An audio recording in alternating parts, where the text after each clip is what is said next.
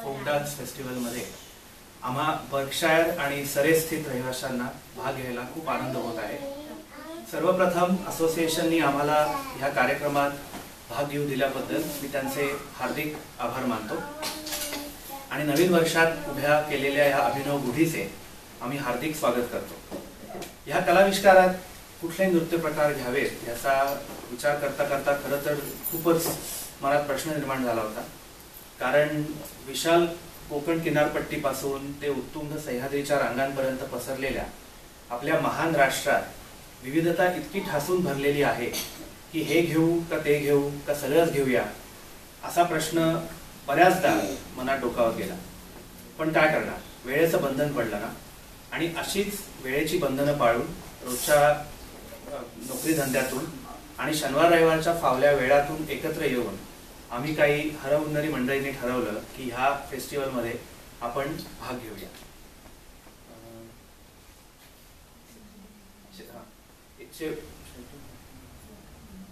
इंद्रधनुष्यासारख्या विविध रंगांनी भरलेल्या आपल्या महाराष्ट्रातल्या लोककलांपैकी काही लोककलांच्या रंगछटा आता आम्ही आपणापुढे सादर करणार आहोत।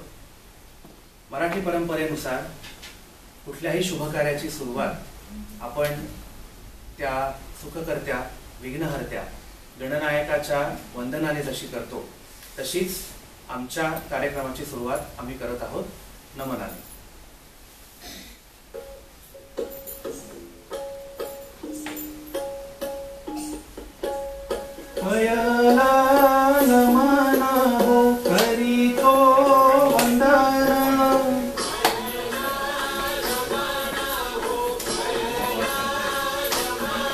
तुम्ही ऐका हो गुंजन आम्ही करीतो प्रथान।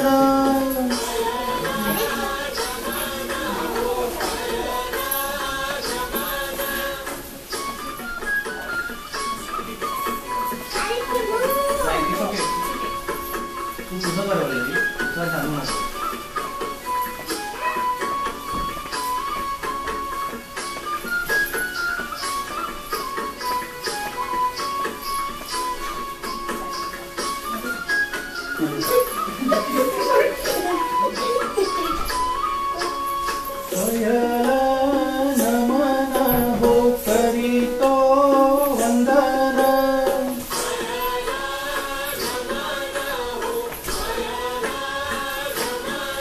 तुम्ही ऐका हो गुंजन आम्ही करीतो प्रथान।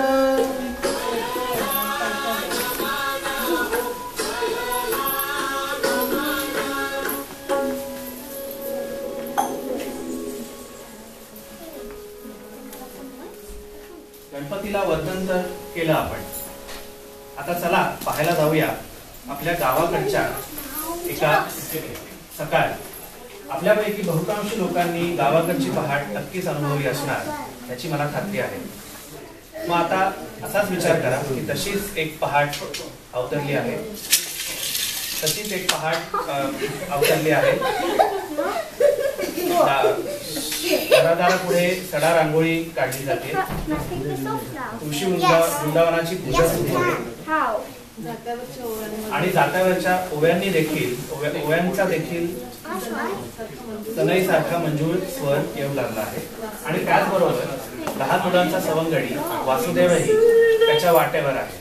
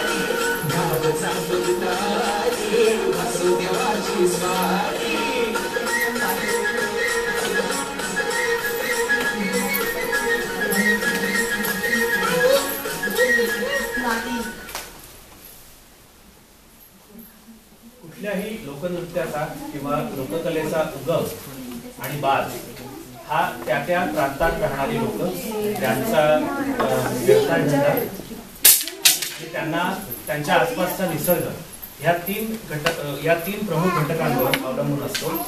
आणि ह्याचंच एक सुंदर उदाहरण म्हणजे आपले कोळी बांधव. निराशार समुद्र किनाऱ्यावर पसरलेल्या नारळी पोफळीच्या बागा, मौशार वाळू आणि लक्ष्मी स्वरूप असणारी त्यांची होडी, ह्या प्रत्येक गोष्टींचा त्या नृत्य प्रकारात प्रामुख्याने वापर केला जातो. आता आमचे छोटे सहकारी आता आपल्या पुढे घेऊन येत आहेत हा नृत्य प्रकार, अर्थातच कोळी नृत्य.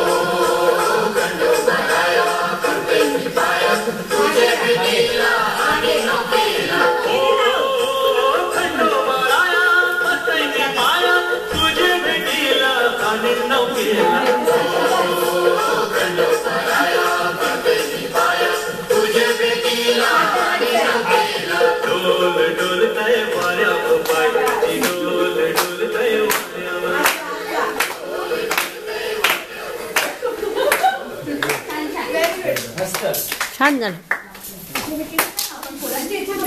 शेती हा पुरातन काळापासूनच महाराष्ट्रातील एक प्रमुख व्यवसाय धंदा राहिलेला आहे. असेच काही शेतकरी बंधू भगिनी आता त्यांची सकाळची न्याहारी आटोपून शेतावर कामाला निघाले.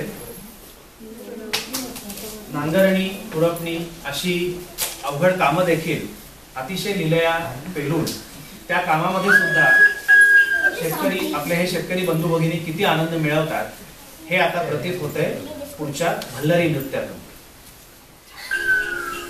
एक मिनिट.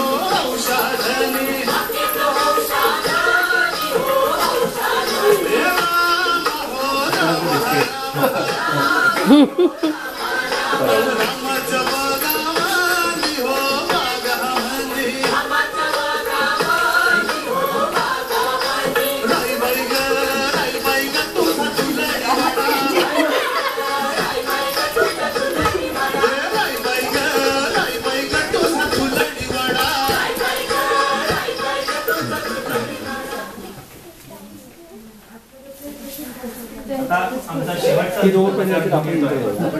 ज्याला फ्युजन म्हणणंच खरं तर योग्य ठरेल. मी तुम्हाला मगाशी म्हटल्याप्रमाणे आम्ही जेव्हा विचार करत होतो की याच्यात कुठले नृत्य किंवा कुठल्या लोकांना दाखवायला, तेव्हा बरेचदा अशी जाणीव होत होती की आपण इतकं काही तुमच्या पुढे आम्ही आज पेश करू शकतोय, त्याच्यापेक्षा खूप काही आहे अजून करण्यासारखं, पण वेळेच्या अभावामुळे ते करू शकलो नाही. पण जेव्हा आपण आता आपण पाहाल की ज्या संगीतावर हा पुढचा नृत्य प्रकार आम्ही सादर करत आहोत, ते संगीत जेव्हा आम्ही ऐकलं तेव्हा त्यातली लय आणि त्यातला जो ठेका आहे ते पाहता आमच्या असं लक्षात आलं की अरे याच्यावर जो बरंच काही करण्यासारखं आहे.